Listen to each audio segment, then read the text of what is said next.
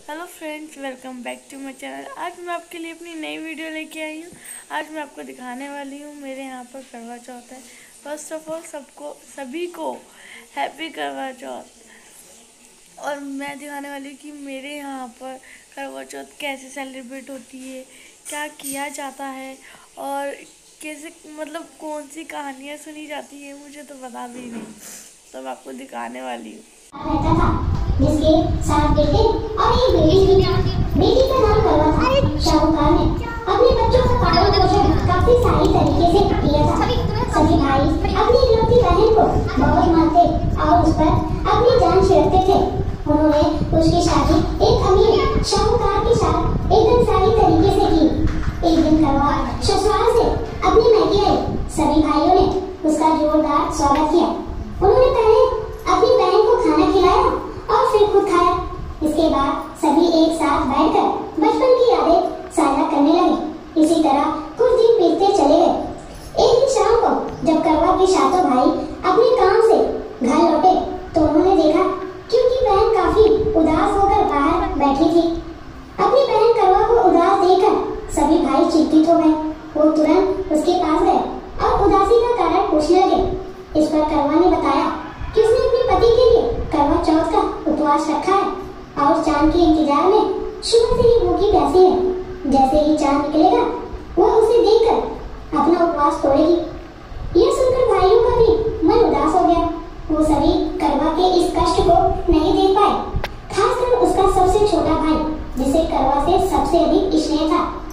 बहन को भूखा प्यासा देखकर सभी भाई कुछ ऐसा उपाय सोचने लगे जिससे वो अपनी बहन का कष्ट दूर कर सके। तभी उन्हें एक तरकीब सूझी। सभी भाई तुरंत एक पीपल के बड़े से पेड़ के पास पहुंचे।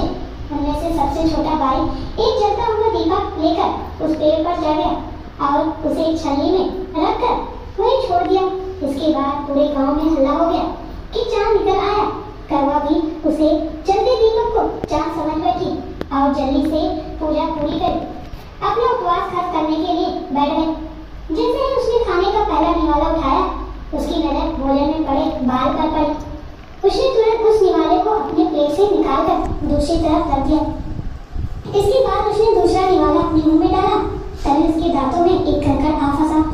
उसने झटपट उस निवाले को भी प्लेट से हटा दिया। इसके बाद उसने तीसरा निवाला अपने मुंह में रखा कि तभी उसे एक बुरी खबर मिली। करवा को पता चला कि उसके पति की मृत्यु हो गई। यह सुनते ही करके अपने पति को जीवित करने का वरदान मांगा। करवा की यह मांग उसकी भाभी पूरी नहीं कर सकती थी। उन्होंने करवा को समझाया भी, लेकिन वह नहीं मानी। फिर उसकी एक भाभी ने बताया कि उसके छोटे भाई की वजह से ही ऐसा हुआ है, तो उसकी छोटी भाभी इस स्थिति को ठीक कर सकती है। यह सुनकर करवा अपनी छोटी भाभी के पास गई और उनके पैर पकड़कर अपने पति को जीवित करने का आशीर्वाद मांगने लगी।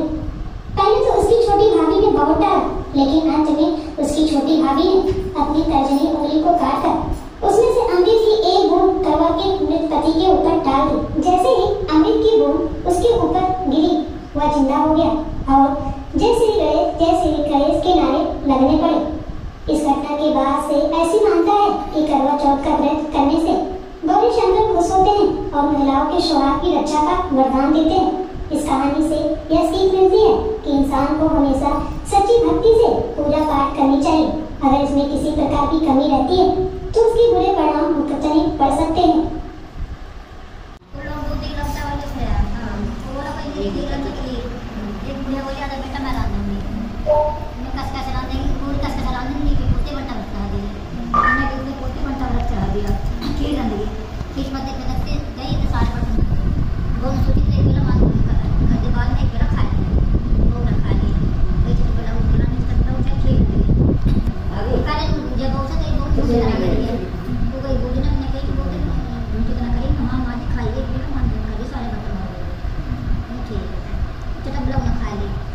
खेत वाला जाता है लेकिन उसे कैसे करो, मुझे पूरे गाँव में बांट एक बुढ़िया बोली, अरे कल तो तुम्हारे